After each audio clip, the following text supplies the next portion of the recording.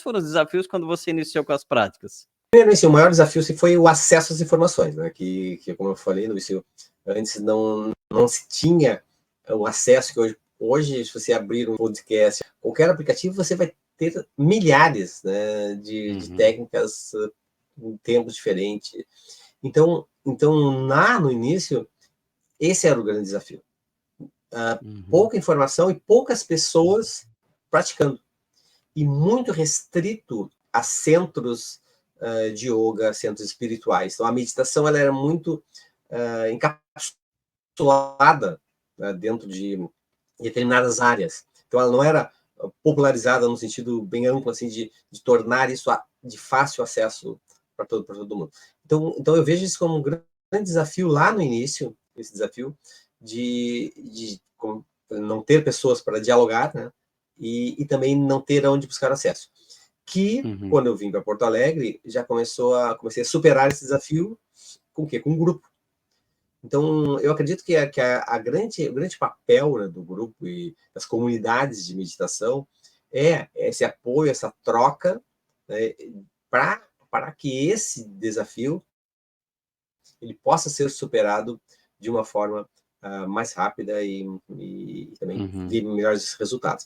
Então esse que foi um desafio que hoje não é mais o desafio de acesso, então esse desafio não existe mais, então qualquer pessoa pode conseguir, mas ainda tem o desafio de a pessoa acreditar que pode, que realmente pode, e o grupo ele ajuda isso, o grupo, um instrutor de meditação, uma pessoa que vai conduzir.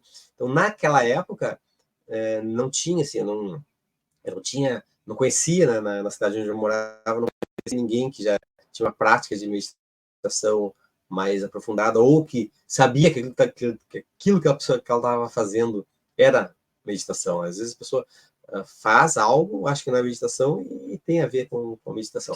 Há 30 anos, a gente tinha um problema de acesso ao conteúdo, à informação, ao conhecimento, à meditação.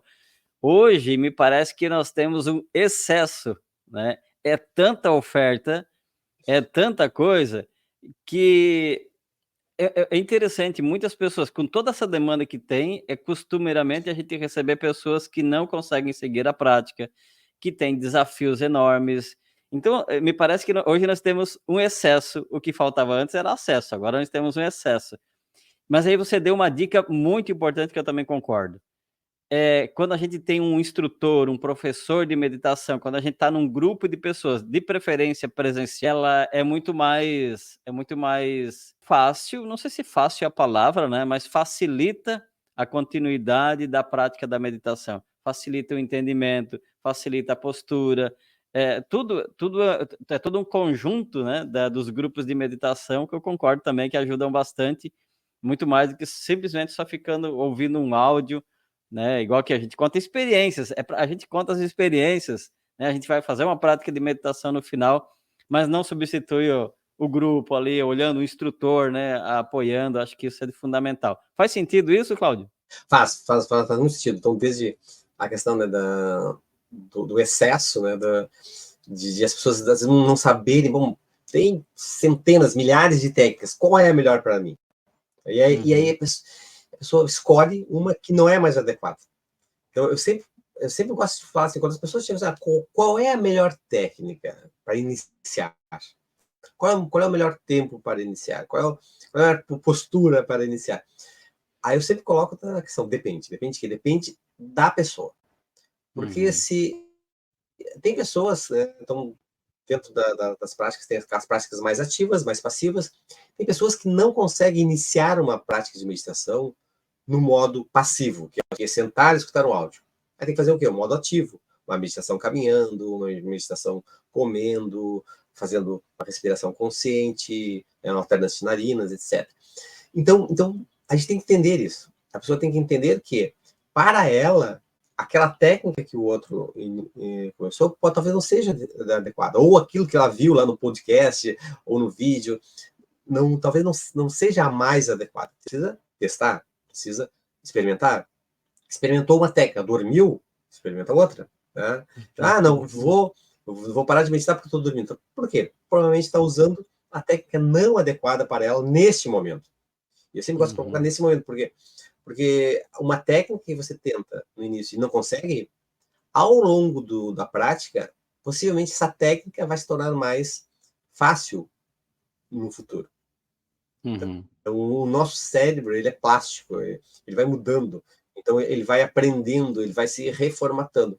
Então, nós temos áreas do nosso cérebro que são ativadas por determinadas técnicas, determinadas práticas, e outras por outras áreas por outras técnicas. Então, talvez determinada área do nosso cérebro que está sendo estimulada, naquele momento, não é a mais adequada. Então, eu tenho que primeiro estimular outra. É como uma musculação, né? Eu tenho que fazer uma preparação. Eu quero correr uma maratona, não vou sair correndo. Eu tenho que fazer um reforço muscular, eu tenho que cuidar da alimentação, reforçar, para depois eu chegar aos 42 quilômetros. Então, na meditação é a mesma jornada.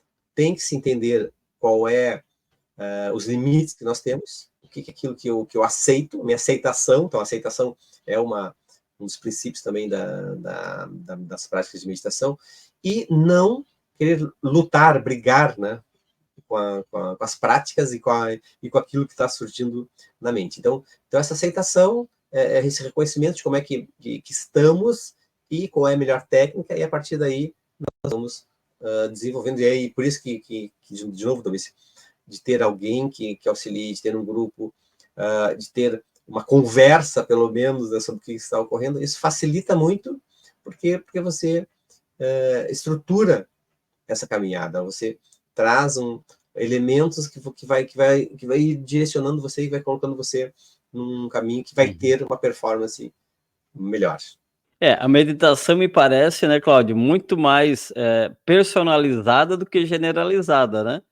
Eu costumo, inclusive, falar que, assim, mesmo que nós pratiquemos a mesma meditação, a mesma filosofia, cada um vai ter a sua própria experiência, né? Então, e essa experiência, esse resultado, essa conclusão do que é ou não é meditação, ela é muito individual. Então, por mais que se a gente procura falar numa linguagem mais generalizada para que todos, né, ou pelo menos que a maioria consiga compreender, mas ela é uma questão muito personalizada da própria prática, né, da própria aplicação em si. Dentro do que você estava falando ali das técnicas, das práticas, né, e do que a pessoa espera, né, da meditação. Eu acho que é bem importante, assim, a gente trazer a questão assim, que a meditação ela é uma ferramenta. Então, o uso dessa ferramenta por cada uma das pessoas vai ter resultados diferentes. Por quê? Porque por exemplo, se eu tenho uma habilidade, vamos pegar assim, um pincel e uma tinta e uma tela, né? Se eu dou um pincel, uma tinta e uma tela, cada pessoa diz, como é que se faz para pintar uma folha, né? E ensino a técnica lá, certamente cada tela vai sair uma folha diferente, mesmo que a tela seja igual, que o pincel e a tinta, né, seja o mesmo material ali. Com a meditação, dá para a gente fazer um paralelo, que a técnica é a mesma. Assente-se, respire, faça, né, alternativa de narinas ou meditação da alimentação consciente. Agora, o resultado, com certeza, 100% de certeza, que vai ser diferente para cada uma das pessoas. Porque as pessoas são curiosas com relação ao resultado das práticas, mas muitas vezes querem comparar com um grupo ali que comentou alguma coisa, olha só, o resultado para mim foi isso, o resultado para outro foi isso. Só que o grupo tem que ser um apoio, né, tem que ajudar as pessoas, mas não pode ser alguma coisa assim que vá descer um limitante, mas eu não estou conseguindo alcançar a mesma coisa que o Domício alcançou. Não estou conseguindo a mesma coisa que o Cláudio alcançou. Não, a experiência, ela é individual. Então, isso é interessante a gente ressaltar aqui, né, nesse teu podcast aqui. Por quê? Porque a expectativa da meditação, ela tem que ser dosada no sentido assim, de não comparável a outras pessoas, não comparável ao que está escrito nos livros, e sim uma experiência pessoal. Então, considerar que é uma experiência pessoal a partir de uma ferramenta, a partir de um meio, né, que é comum, mas a experiência, o resultado, ele vai ser diferente. E mais ainda, Domício, a mesma técnica, o mesmo número de minutos, para uma mesma pessoa, pode trazer resultados diferentes em determinados momentos. Tanto pelo acúmulo, né, da prática, pela mudança do cérebro, como é que a gente está quando a gente senta para meditar, né? Então, resultados vão ser resultados diferentes. Então, acho que isso é importante ressaltar, que é uma experiência única. Cada vez que nós sentamos para meditar, é uma experiência única. Eu uso instrumentos de cristal de quartzo, eu uso sons, eu uso meditações silenciosas, mas cada vez que sento, vai ser uma experiência diferente. Espera-se, né, que cada vez possa ser mais profunda, né, com a prática. Mas, se não for mais profunda, não tem problema, né? É algo que nós precisamos trabalhar com o tempo, etc. Então, acho que essa é uma questão assim, importante, não só como curiosidade, mas como é um alerta, mas um entendimento do que é a meditação, né? Então, considerar isso quando a gente vai fazer prática. Quem está escutando, quem está querendo começar a meditar e ainda não começou, e aí faz uma prática, e vai conversa com o colega, e diz, não, isso ainda está totalmente errado, porque não é assim que se faz, ou o resultado não é esse. Então, tirar isso. Não? Mas por quê? Porque esse resultado, ele será, com certeza, um resultado diferente. Então, o que eu sugiro, assim, né? Quem está começando, não desista nas primeiras tentativas. Porque é a habituação, a gente precisa de um tempo de habituação. Então, o nosso cérebro não está acostumado a entrar nesse estado meditativo. É um estado que não é conhecido do cérebro. Por quê? Porque nós somos viciados em pensamentos, né? Somos viciados em pensamentos. Então, para eu entrar nesse estado, eu tenho que treinar. Eu tenho que habituar o meu cérebro a que consiga chegar. E esse tempo de habituação vai ser diferente para cada pessoa. Então, é importante isso, que a pessoa vá um pouquinho, vá mesmo, né, com uma certa dificuldade, mesmo não conseguindo, tenta, que isso, a ciência mostra isso, né, que em determinado momento vai ter um clique aí e vai ficar tudo mais fácil, né, tudo mais rápido de se fazer. Legal a gente observar esses dois pesos, né? Curiosidade e expectativa, né, doutor Cláudio? Eu acho que quando há excesso de expectativa, a pessoa se frustra, né? Agora, quando há curiosidade, é isso que o Cláudio falou, né, na minha experiência também, né? Quando há curiosidade, mesmo que a gente não consiga todos os dias exatamente a mesma ideia, a curiosidade é maior, que ela fica assim: "Pô, mas ontem eu consegui meditar, fiquei em silêncio por 30 segundos, hoje eu consegui 10 segundos", e aí fica com a curiosidade: "Por que ontem eu consegui 30, hoje?". Aí é curiosidade, não é mais expectativa, né.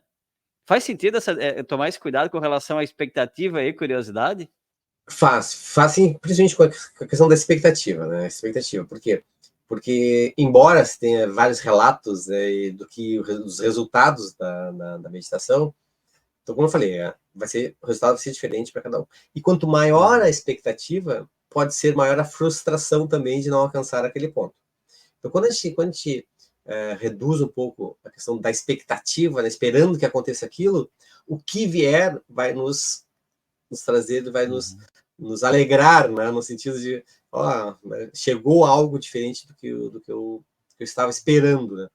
Então, isso, claro, tem que entender assim, que existem alguns resultados, mas que esses resultados pode ser que não sejam atingidos no tempo que a gente tem a expectativa. E outra questão da curiosidade que você falou, é importante a curiosidade, ela, eu falei, é uma força de caráter que a psicologia positiva traz, mas também, às vezes, o excesso de curiosidade pode atrapalhar no sentido assim, eu sou curioso, eu quero quanto mais técnicas, melhor, então eu começo uma técnica, mudo para outra, só que eu não dou tempo para que aquela técnica se consolide, para que aquela técnica tenha resultado, né? Então eu vou trocando. Então é importante experimentar várias técnicas, mas é importante também consolidar algumas técnicas, porque eu falei antes, é habituação.